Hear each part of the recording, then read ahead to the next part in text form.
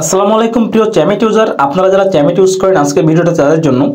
চ্যামেটে এই যে প্রোফাইল পিকচারটা, এই প্রোফাইল পিকচারটা অনেকের চেঞ্জ হয় না। প্রোফাইল পিকচারটা তো কেন চেঞ্জ হয় না সেটা আমি আজকে বুঝাবো। দেখেন, প্রোফাইলের উপর চাপ দিলে কিন্তু এখান থেকে ডানে যে এই যে চিহ্নটা, এই চিহ্নটাতে প্রেস করে মূলত প্রোফাইল পিকচার চেঞ্জ করতে হয়। ঠিক আছে, এখান থেকে আপনাদের প্রোফাইল পিকচারটা চেঞ্জ করা লাগে। তো এখানে দেখেন, এই যে মাই অ্যাভাটার লেখা আছে, এখানে প্রোফাইলের উপর চাপ দিলে ভিতর থেকে এখান থেকে প্লাস চিহ্নতে চাপ দিয়ে আপনি আইডি থেকে আপনার গ্যালারি থেকে আপনি পিকচার নিয়ে চেঞ্জ করতে পারবেন। এখন অনেকে বলে যে ভাই আমার প্রোফাইল পিকচারটা চেঞ্জ হচ্ছে না, আমি একটা প্রোফাইল দিয়ে ফেলেছি, প্রোফাইল পিকচার দিয়ে ফেলেছি, আমার প্রোফাইল পিকচারটা এখন চেঞ্জ করা যাচ্ছে না। তো কেন চেঞ্জ করা যাচ্ছে না?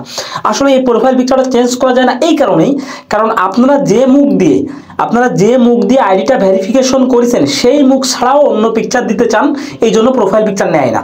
চ্যামেটের নিয়ম হচ্ছে আপনি যে মুখটা দিয়ে আইডিটা ভেরিফিকেশন করবেন, মানে আপনার মুখ দিয়ে যদি আপনি আইডি ভেরিফিকেশন করেন তখন আর আপনার মুখের পিকচার ছাড়া অন্য কোনো পিকচার আপনি প্রোফাইলে দিতে পারবেন না। ঠিক আছে, তাহলে নিয়মটা কি, যে আপনি যদি আপনার মুখের পিকচার দিয়ে এই আইডিটা ভেরিফিকেশন করে থাকেন তাহলে শুধুমাত্র আপনার মুখের পিকচারই এখানে নেবে এরা, এছাড়া বাইরের কারো পিকচার এটা নেবে না। ঠিক আছে, তাহলে এখানে পিকচার দিতে গেলে নিজের পিকচার দেওয়া লাগবে, অন্য কারো পিকচার দিলে কিন্তু হবে না। এখানে যাদেরই প্রোফাইল পিকচার দেখবেন সবার নিজের পিকচারই দেওয়া, একটু এডিট করে দেওয়া, বিভিন্ন অ্যাপ দিয়ে কিন্তু এই পিকচারগুলো এডিট করা যায়।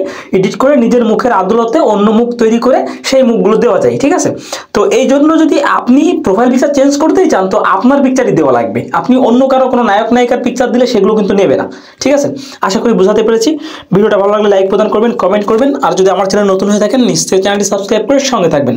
ধন্যবাদ।